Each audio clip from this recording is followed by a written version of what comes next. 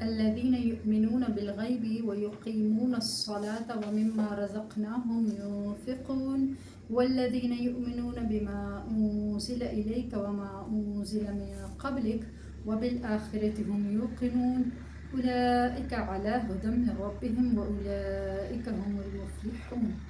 ان 3 آیات میں مومنین کی، متقین کی صفات کا بیان ہے۔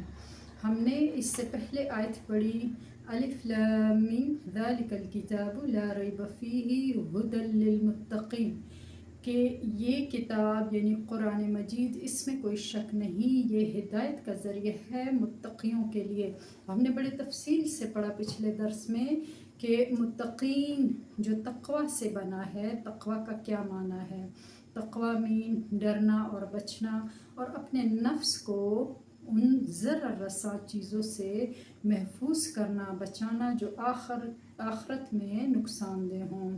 تو آگے قرآن انہی لوگوں کی صفات بھی بتاتا ہے کہ متقی جو لوگ ہوں گے ان میں یہ 5 صفات ضرور ہوں گی۔ تو ان 3 آیتوں میں متقین لوگوں کی 5 صفات گنوائی ہیں۔ قرآن متقین کی پہلی صفت بتاتا ہے الذین یؤمنون بالغیب، وہ لوگ جو غیب پر ایمان لاتے ہیں۔ ایمان کیا چیز ہے؟ لغت کے اعتبار سے ایمان تسلیم کرنے اور تصدیق کرنے کو کہتے ہیں، اور شرعی اصطلاح میں نبی کوئی بات، کوئی خبر جو اللہ کی طرف سے لے کر آئے اس کو نبی کی سچائی کے اعتماد اور بھروسے پر دل سے قبول کرنا اور زبان سے اس کا اقرار کرنا ایمان ہے۔ اب جب ہم نے اس کو قبول کر لیا، غیب کیا چیز ہے؟ غیب سے مراد وہ تمام چیزیں جو ہماری آنکھ سے کیا ہیں؟ اوجھل ہیں، ہمیں نظر نہیں آتی۔ اللہ کے نبی کے خبر دینے سے ہم اس کو دل سے تسلیم کرتے ہیں، جیسے اللہ کی ذات ہے، ملائکہ ہیں، فرشتے ہیں، آخرت ہے، قیامت، جنت، دوزخ، احوال برزخ، میزان، صراط وغیرہ وغیرہ، ان سب کو ہم اللہ کے نبی کے کہنے پر، قرآن کے کہنے پر ہم تسلیم کرتے ہیں۔ تو متقین کی پہلی صفت کیا ہے؟ وہ غیب پر ایمان لاتے ہیں۔ متقین کی دوسری صفت وَيُقِيمُونَ الصَّلَاةَ، اور وہ نماز کو قائم کرتے ہیں۔ نماز کو قائم کرنا یعنی نماز کو ہمیشہ پڑھنا، اس کے آداب کے ساتھ، سنن کے ساتھ، واجبات کے ساتھ، تمام ارکان کی، شرائط کی رعایت کے ساتھ نماز کو ادا کرنا، نماز کو فریضہ خداوندی سمجھ کر ادا کرنا، نہایت خشوع و خضوع کے ساتھ اور سکون قلب کے ساتھ۔ نماز اسلام لانے کے بعد بہت ہی اہم فریضہ ہے۔ آپ صلی اللہ علیہ وسلم کا جب اس دنیا سے ظاہری پردہ فرمانے کا وقت بھی آیا تو اس وقت بھی نماز کے خصوصی طور پر انہوں نے وصیت کی۔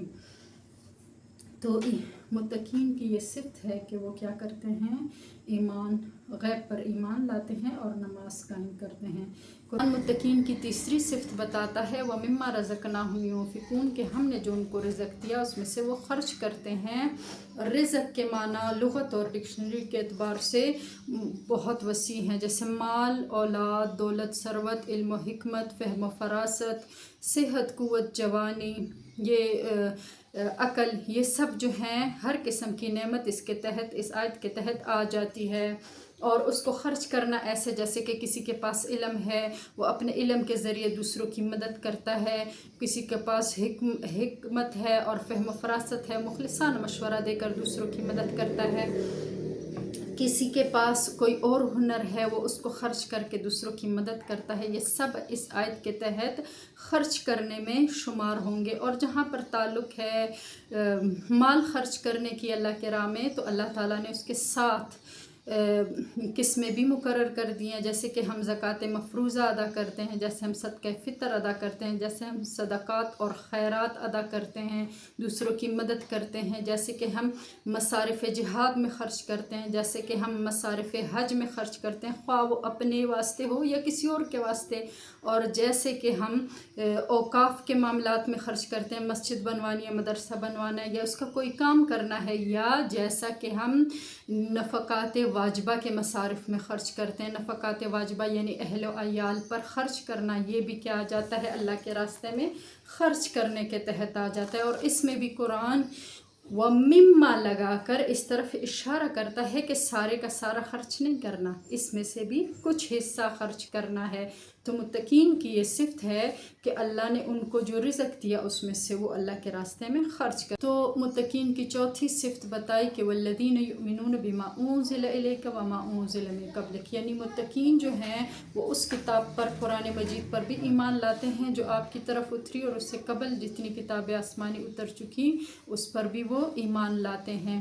لازم ہے کہ وہ اس پر ایمان رکھے کہ قرآن مجید سے جتنی بھی کتابیں قبل اتری انبیاء پر وہ اللہ تعالیٰ کی طرف سے بھیجی گئی تھی، سچی تھیں، اور اپنے اپنے زمانے میں واجب العمل تھی. غیر محرف ہونے سے پہلے کیا تھی؟ وہ سچی تھی اور وہ اللہ کی طرف سے بھیجی گئی تھی. تو یہ تو ہر مسلمان پر لازم ہے اس پر ایمان رکھنا. باقی قرآن مجید کے نزول کے بعد وہ سب کیا ہے؟ منسوخ شدہ ہے، اور عمل کس پر رہے گا؟ قرآن مجید پر رہے گا. تو متقین کی یہ چوتھی صفت قرآن نے بتائی. اور پانچویں صفت متقین کی کیا ہے؟ وَبِالْآخِرَةِ هُمْ يُوقِنُونَ، وہ آخرت کا یقین رکھتے ہیں. یہاں پہ ایمان کا نہیں، یقین کا لفظ آیا، ایقان سے. یقین کا لفظ اس لیے آیا کہ ایک ہوتا ہے ماننا اور ایک ہوتا ہے ایسے ماننا کہ جیسے کہ انسان کو نظر آ رہا ہو. تو یعنی اس دنیا کو دارالعمل اور آخرت کو دارالجزا مانتے ہیں. وہ اس چیز کو مانتے ہیں کہ اس دنیا میں یہ دارالعمل ہے، عمل کی جگہ ہے، اور مرنے کے ساتھ عمل جو ہے وہ ختم ہو جائے گا، عمل کی مہلت ختم ہو جائے گی، اور ایک اور عالم کی شروعات ہو جائے گی جو دارالجزا ہے، جس میں اس دنیا میں کیے ہوئے کا حساب کتاب چکانا پڑے گا، حساب دینا پڑے گا. یہ متقین کا ایمان ہوتا ہے. وَبِالْآخِرَةِ هُمْ يُوقِنُونَ، یوقنون کا لفظ آیا ہے تو یہ اس طرف اشارہ ہے کہ آخرت پر صرف ایمان لانا اور اس کی تصدیق کرنا، یہ اس سے مقصد پورا نہیں ہوتا. اس پر یقین رکھنا ہے، یعنی کہ ایسے یقین رکھنا ہے جیسے آنکھوں دیکھی چیز کا یقین رکھنا ہو، جیسے کہ انسان اپنے لیے ضروری سمجھے، اس کو نظر آ رہا ہو تو اپنے لیے وہ تیاری بھی کرے. تو اللہ تعالیٰ ہم سب کو توفیق عطا فرمائے اپنی اخروی زندگی کے لیے تیاری کی. تو آخر میں قرآن کہتا ہے اولئک علی ھدی من ربہم واولئک ھم المفلحون، ایسے لوگ جن میں یہ 5 صفات ہوں وہی علی ھدی من ربہم، اپنے رب کی طرف سے ہدایت پر ہیں، اور وہی لوگ فلاح پانے والے، کامیابی پانے والے ہیں. وہی لوگ کامیاب ہونے والے ہیں جن میں یہ 5 صفات اور خوبیاں ہوں.